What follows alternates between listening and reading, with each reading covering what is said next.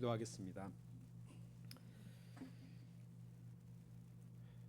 하나님 아버지, 주님께서 지금 이 시간 이곳에 좌정하여 주시고 저희들의 마음의 생각과 모든 소망을 주님께로 향할 수 있도록 은혜 베풀어 주시옵소서.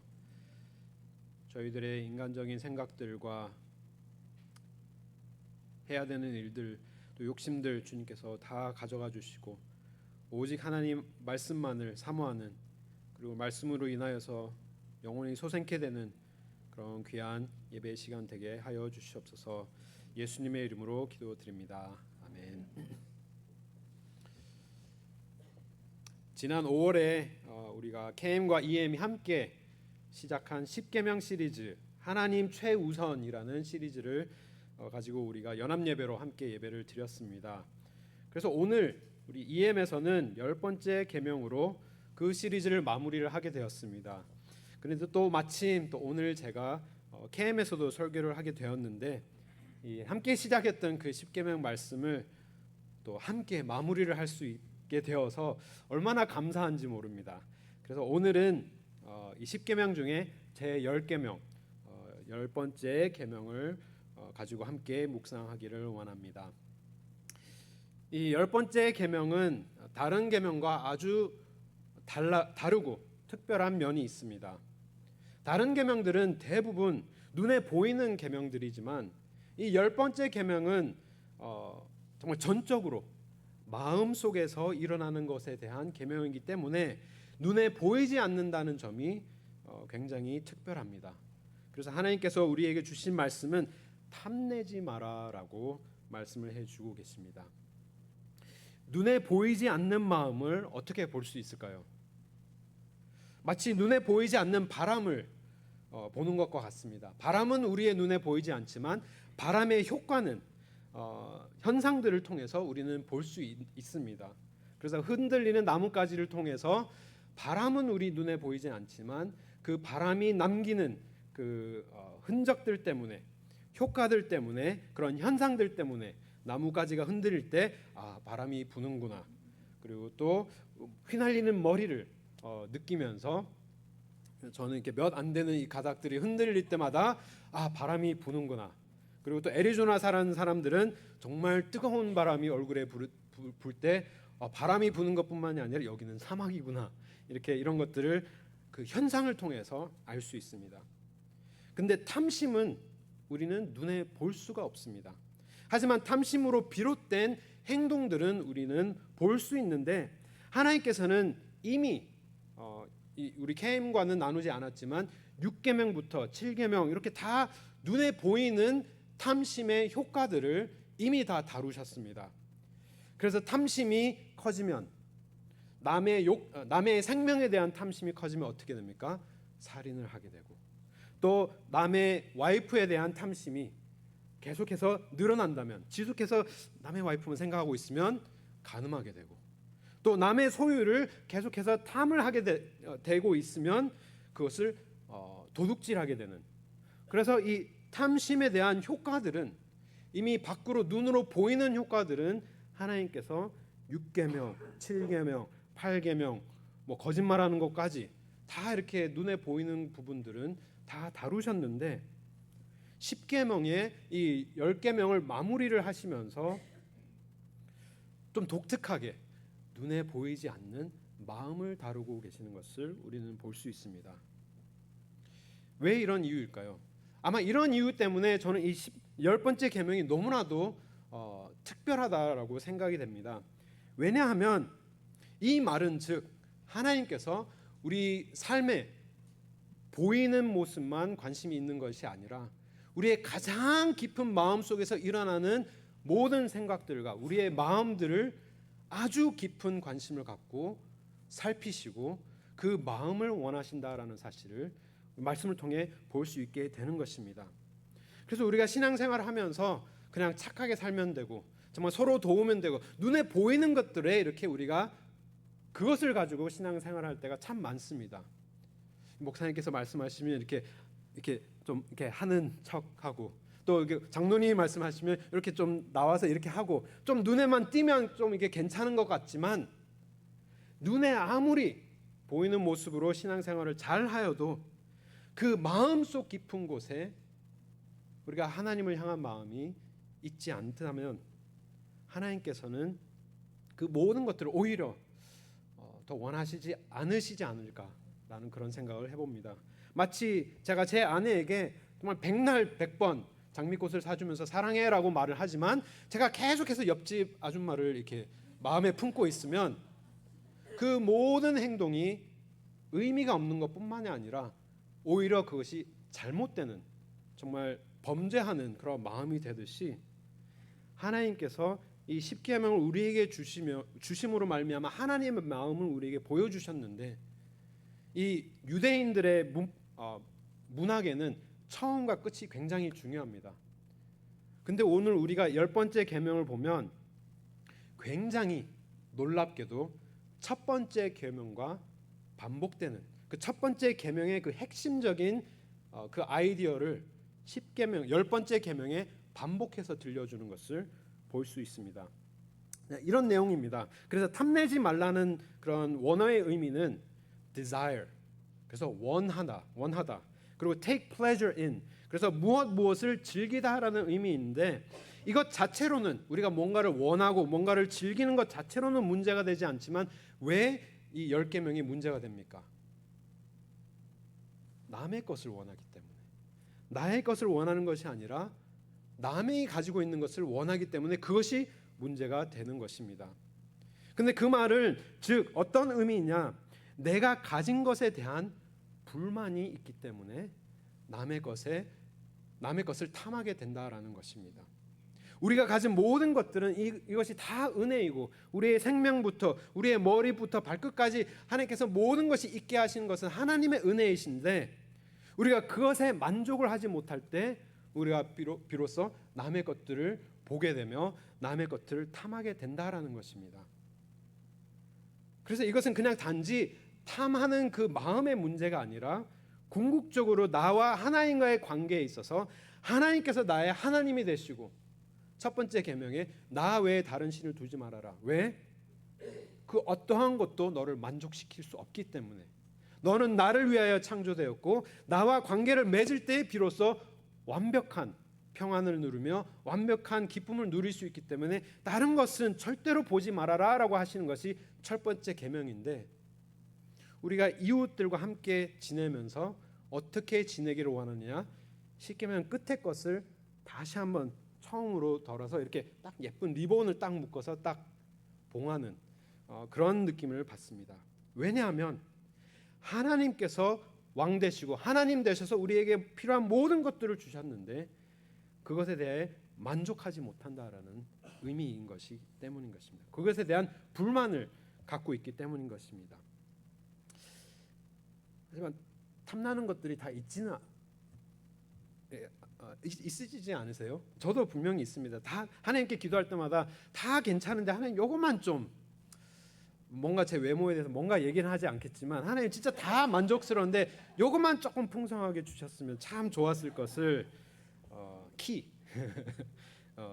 뭐 그렇습니다. 그렇지만 다 탐한 것이 있지만 요것만 있으면 참 좋겠다라는 그 말이 어떻게 보면 하나님께서 날 만드신 것은 아는데 만족하지 못한다라는 그런 의미가 담겨 있는 것입니다. 그래서 탐심은 다른 것을 보면서부터 시작이 됩니다. 다른 것을 보면서부터 비롯되는 것인데 가장 처음으로 돌아가서 아담과 하와가 선악과를 보고 뭐라고 얘기합니까? 먹음직도 하고 보암직도 하고 지혜롭게 할 만큼 너무나도 맛있게 생겼다라고 얘기를 합니다. 근데 거기에서 먹음직스럽고 보암직스럽다라는 것은 그것을 desire한다, 그것을 원한다라는 말인데 그 단어와 여기에 탐하는 단어가 동일한 단어입니다. 그래서 우리가 탐심은 무엇을 보느냐에서부터 비롯되는 것인데 아담과 하와도 하나님께서 뭐라고 말씀하십니까? 에덴 동산을 지으시고 여기에 심겨 있는 모든 과일은 다 먹어라. 내가 여기에 100만 가지 열매를 다 줬는데 충만하도록 너에게 주었으니 만족하고도 넘칠 것이다. 하지만 요거 하나만 먹지 말아라 라고 했는데 인간은 그것을 탐하는 거죠. 그것을 원하는 거죠. 왜? 하나님께서 우리에게 주신 그 풍요로운 모든 것들에 만족을 하지 않기 때문인 것입니다. 그래서 그것을 탐하면서 보면서 먹음직스럽다로 끝나면 되는데 탐하는 것을 계속 놔두면 어떻게 됩니까? 그것을 따게 되죠. 그래서 하나님께서 주신 것을 도둑질하게 되는 그러한 죄를 범하게 되는 것입니다. 비로소 그것을 통하여서 죄가 생겨나게 된 것입니다. 그래서 무엇을 보는지가 그렇게 중요한 것입니다. 매일 유튜브만 보면서 세상 돌아가는 뉴스만 보고 있으면 우리 마음이 어떻게 될까요? 세상 걱정만 늘어납니다. 요 세상 요 지경 어떻게 될까 걱정만 되고 세상 물정에 정말 마음만 불안해지고 또 연예인들만 계속 보고 있으면 어떻게 됩니까? 쟤네들은 저렇게 이쁜데 나는 왜 이렇게 생겼을까? 왜 쟤네들은 저렇게 호화롭게 정말 멋지게 사는데 왜 나는 요 모양 이 꼴일까 맨날. 그러면서 정말 보는 것에 우리의 마음을 뺏길 수밖에 없는 것입니다.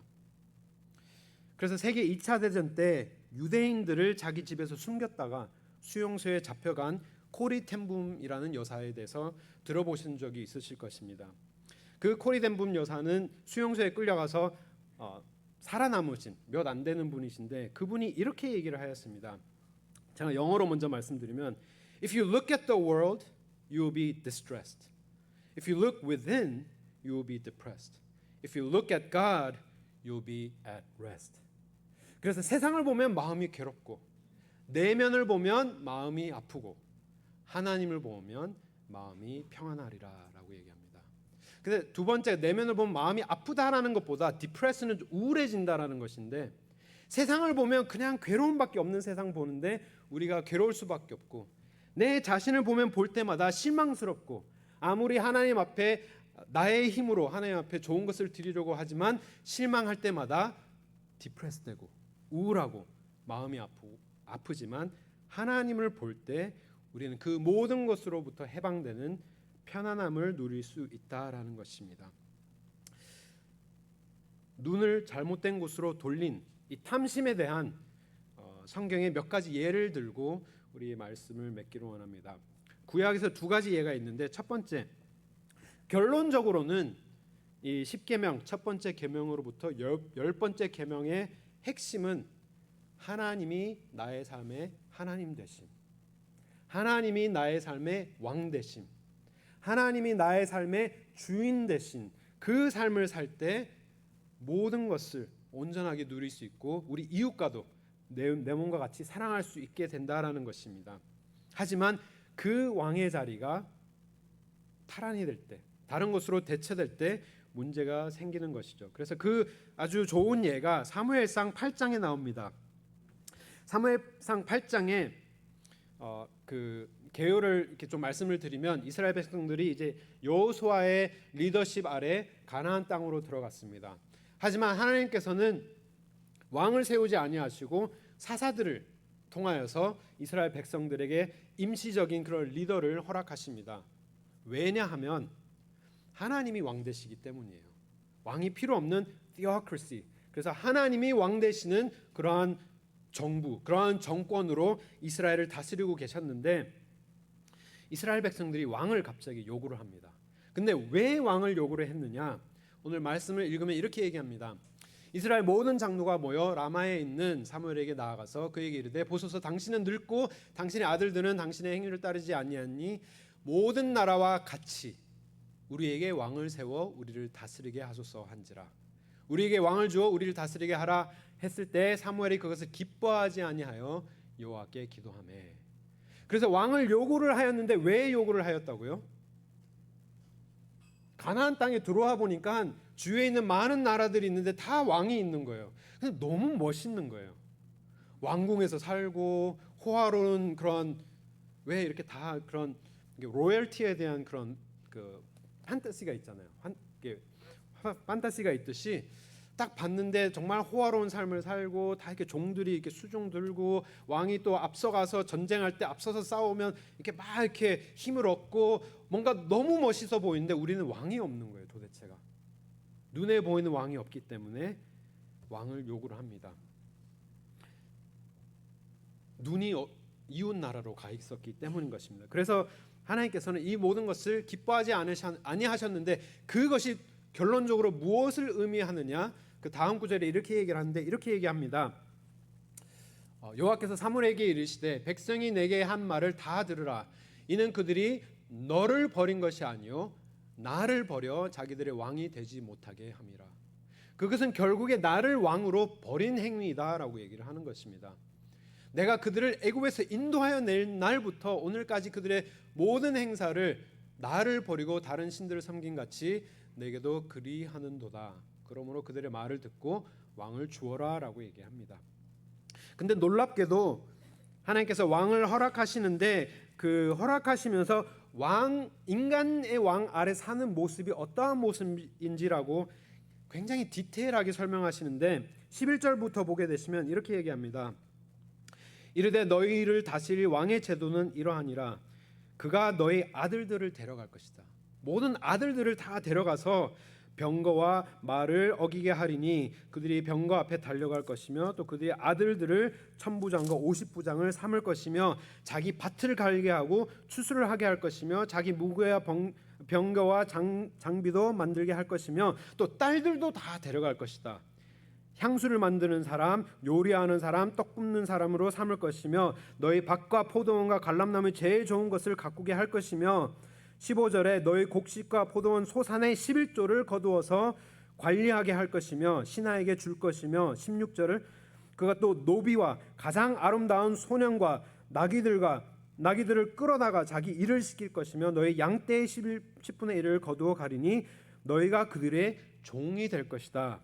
그리고 너희가 택한 왕으로 말미암아 부르짖되 그 나라의 여호와께서 너에게 응답하시지 아니하시리라라고 경고를 하십니다. 굉장히 엄하게 아들들 데려갈 거고 딸을 데려갈 거고 너의 노비들 데려갈 거고 남종 여종 다 데려가고 말, 소 다 데려갈 거다라고 하는데 이 본문을 읽으면서 이스라엘의 백성이 인간의 왕을 요구하는 그 대목에서 이 10번째 계명을 기억하게 되었습니다. 왜냐하면 뭐를 탐내지 말라고 해요?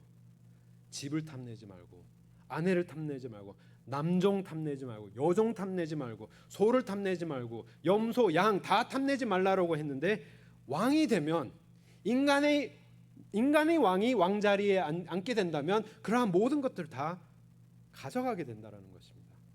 그래서 결론적으로 우리가 10번째 계명에 우리가 탐심을 품는다라는 것은 하나님께서 왕되심을 내가 부인하고 거절하고 내가 그 왕자리에 앉을 때 왕은 뭘 원해요? 모든 것들 다 원하는 거예요.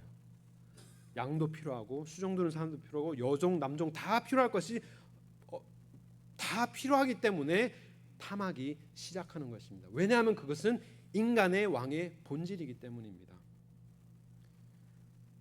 그렇게 경고를 하셨음에도 불구하고 19절 이렇게 얘기합니다. 백성이 사무엘의 말 듣기를 거절하여 이르되 아니로소이다. 우리도 왕이 있어야 하리니 우리도 어떤 나라들과 같이 다른 나라들과 같이 되어 우리의 왕이 우리를 다스리며 우리 앞에 나가서 우리의 싸움을 싸워야 할 것이라 하는지라.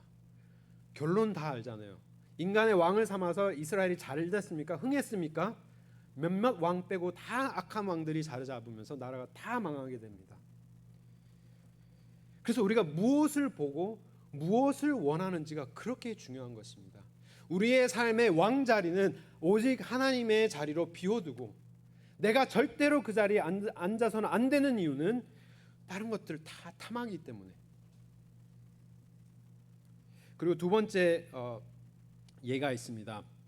이 사람도 굉장히 중요한 인물인데 아삽이라는 인물입니다. 다윗 왕 아래서 찬양 인도를 하였던 찬양 인도자 아삽. 그의 시편이 너무나도 우리에게 귀한 시편인데 시편 73편 말씀 우리 성경을 통해서 한번 보기를 원합니다. 제가 슬라이드를 만들었는지 안 만들었는지 기억이 잘 안 나는데 너무나도 중요합니다. 이 아삽 또한 하나님 앞에 낙심되어서 실족하는 장면이 나타나는데 시편 73편 말씀에 이런 말씀이 있습니다. 1절부터 5절 말씀에 제가 읽어드리겠습니다. 하나님이 참으로 이스라엘 중 마음이 정결한 자에게 선을 행하시나 나는 거의 넘어질 뻔하였고 나의 걸음이 미끄러질 뻔하였으니 이는 내가 악인의 형통함을 보고 오만한 자를 질투하였음이로다.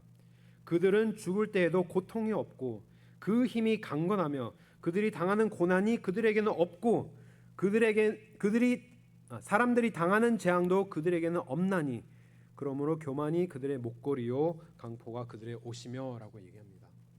아삽이 왜 너무나도 낙심이 되었냐면은 주위에 있는 사람을 봤는데 하나님을 믿지 않는 사람들이 너무나도 흥하는 거예요.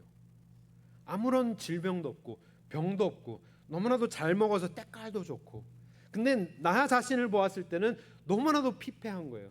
늘 힘든 삶을 겪고 정말 늘 사막과 같은 길만 걷고 있고 아무것도 하나님께서 주시지 않는 것과 같고 너무나도 괴롭고 고통스러운 삶을 보았을 때 나의 발이 미끄러져서 넘어질 지경에 이르렀다라고 고백을 합니다.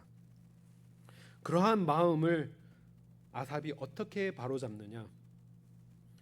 18절부터 읽으면 이렇게 얘기를 합니다. 18절 말씀에 주께서 참으로 그들을 미끄러운 곳에 두시며 파멸에 던지시나니 그들이 어찌하여 갑자기 황폐되었는가 놀라울 정도로 그들은 전멸하였나이다라고 얘기하면서 17절 말씀, 죄송합니다. 17절 말씀에 이렇게 얘기합니다. 하나님의 성소에 들어갈 때에야 그들의 종말을 내가 깨달았나이다. 내가 너무나도 괴로웠는데 하나님의 성소에 들어갔을 때야 비로소 내가 이 모든 것들을 깨닫게 되었는데 하나님은 악인을 심판하시고 나의 정말 죄악된 부분을 멸시하지 아니하시고 어떻게 하신다라고 얘기하십니까? 23절 말씀에 내가 항상 주와 함께 하니 주께서 내 오른손을 붙드셨나이다. 주의 교훈으로 나를 인도하시고 후에는 영광으로 나를 영접하시리니 하늘에서는 주 외에 누가 내게 있으리요 땅에서는 주밖에 내가 사모할 이 없나이다. 내 육체와 마음은 쇠약하나 하나님은 내 마음의 반석이시요 영원한 분기시니라.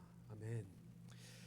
내 마음과 육체는 쇠하지만 세상과 비교했을 때 나는 보잘것없고 너무나도 힘들지만 내가 눈을 들어서 하나님 계신 곳을 향하였더니 하나님이 심판하시는 하나님이시고 의인을 붙드시는 하나님이시고 나를 붙들고 계셨고 그뿐만 아니라 나의 필요한 모든 것들을 충만하게 만족시키시는 하나님이시라는 것을 깨달으면서 비로소 찬양하는 그러한 삶을 사는 것을 우리는 볼 수 있는 것입니다. 그러면서 하나님을 어떻게 묘사하느냐? 나의 영원한 분기시다. 분기시 뭔지 제가 잘 몰랐는데 하나님께서 이렇게 우리에게 주시는 그 모든 축복들을 이렇게 나눠서 너는 요만큼, 너는 요만큼 이렇게 나눠서 주신 그 포션을 얘기하고 있는 것입니다. 나눠서 주신 그것으로 나는 만족할 수 있을 때 비로소 낙심하지 않고 실족하지 않고 하나님 앞에 기쁜 마음으로 십계명에서 보여주신 하나님께서 원하시는 그런 진정한 하나님의 백성으로 살 수 있게 되는 것입니다. 신약으로 넘어가서 한 인물만 좀 짚고 넘어가기를 원합니다. 그분은 다름 아닌 바로 예수 그리스도이십니다. 예수님 얘기하기 전에 한번 살펴보기를 원합니다. 나는 얼마나 하나님 안에서 만족하며 살고 있는가? 나의 신앙생활은 얼마나 기쁨이 있고 하나님을 사모하고 있느냐? 아니면 나의 눈이 주위에 있는 사람에게 계속 빼앗겨서 왜 나는 이렇게 살고 왜 저 사람은 저렇게 잘 되는데 왜 나는 이렇게 계속해서 낙심되는 삶만 살고 있는가? 아니면 하나님께서 보이시는 것에 심판하시는 것만 생각하고 마음 깊숙한 곳에는 세상과 별반 다른 것 없이 신앙생활하고 있지는 않는지 우리가 돌아볼 필요가 있습니다. 우리가 하나님 안에 만족할 수 있는 이유 너무나도 많지만 성경 전체가 얘기하고 있지만 한 가지만 말씀드리면 하나님께서 우리의 필요한 모든 것을 주셨는데 우리가 인간이기 때문에 눈에 보이지 않으면 우리는 까먹게 되잖아요. 그래서 이스라엘 백성들도 눈에 안 보이는 왕이 없어서 눈에 보이는 왕을 요구하였듯이 눈에 보이지 않는다면 우리는 늘 잊어먹기 마련이지만 하나님께서 그런 우리를 너무나도 잘 아시고 눈에 보이는 증거를 우리에게 주셨습니다. 우리 로마서 8장 31절 32절 말씀 우리 함께 한 목소리 읽기를 원합니다. 로마서 8장 31절 32절 말씀 제가 읽어드리겠습니다. 그런즉 이 일에 대하여 우리가 무슨 말하리요? 만일 하나님이 우리를 위하시면 누가 우리를 대적하리요? 자기 아들을 아끼지 아니하시고 우리 모든 사람을 위하여 내주신 이가 어찌 그 아들과 함께 모든 것을 우리에게 주시지 아니하겠느냐. 아멘. 이 말씀이 우리에게 증거가 되어야 합니다. 우리는 살면서 눈에 보이지 않을 때마다 낙심됩니다.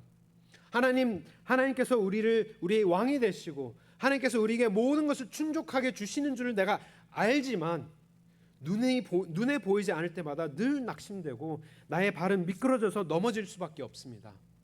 하나님 정말 좀 눈에 보이도록 도와주세요라고 하시니까 하나님께서 어떻게 해주셨느냐? 하나님께서 직접 나타나셔서 예수 그리스도로 말미암아 우리에게 오셔서 자기 자신을 십자가에 내어주셨는데 그것이 무엇을 상징하고 있느냐? 무엇을 말씀해 주고 계시느냐? 내가 너의 필요한 모든 것들을 다 베풀고 있다. 가장 귀한 나의 모든 것, 너에게 과분하게 넘치는 나의 아들을 너에게 주었는데 내가 나의 아들을 너에게 주었는데 그 다른 것들은 너에게 주지 않겠느냐라고 확증하시고 증명하시는 것이 예수 그리스도요 우리에게 보여주신 십자가의 증거인 것입니다. 사랑하는 성도 여러분, 우리 살면서 힘든 것 너무나도 당연합니다. 눈에 보이지 않기 때문에 낙심되는 것 너무나도 당연합니다. 저 또한 그렇습니다. 사역하면서 눈에 보이지 않는 열매가 얼마나 힘든지 몰라요. 하나님, 열매가 없는데 어떻게 해야 됩니까? 그럴 때마다 하나님께서는 말씀해 주십니다. 내가 너의 열매인데 내가 너에게 필요한 모든 것들을 너에게 주고 있는데 왜 너는 다른 것을 원하느냐? 다른 교회와 비교하여서 그렇게 다른 것을 원하느냐라고 말씀하시는 것이 우리에게 주시는 오늘 말씀인 것입니다. 너가 이웃들과 함께 신앙생활하는 가운데 그들의 삶에 눈을 두지 말고 오직 나에게로 온전히 너의 시선을 고정하고 집중할 때 너는 만족할 수 있어. 왜? 예수 그리스도를 너에게 준 이 하나님이 너와 함께하기 때문인 것입니다. 그렇다면 우리가 하나님만 바라보고 주위에 있는 사람을 보면 안 됩니까? 그 말은 결코 아닙니다. 미국의 어떤 사람이 이런 얘기를 하였습니다. 이웃의 그릇을 보는 유일한 이유는 그들에게 충분한 것이 있는지 확인하기 위해서이다. 그들의 그릇을 보며 내가 그들만큼 가졌는지 확인하려고 보아서는 안 된다라고 얘기를 합니다. 그래서 우리가 주위에 있는 사람의 밥그릇을 이렇게 들여다보는 이유는 절대로 내가 그들만큼 가지고 있는지 없는지 비교하기 위해서 보는 것이 아니라 딱 한 가지 유일한 이유가 있는데 그들이 충분히 있는지 없는지 보기 위해서고 그들이 없을 때 어떻게 해야 됩니까? 우리가 나눠줄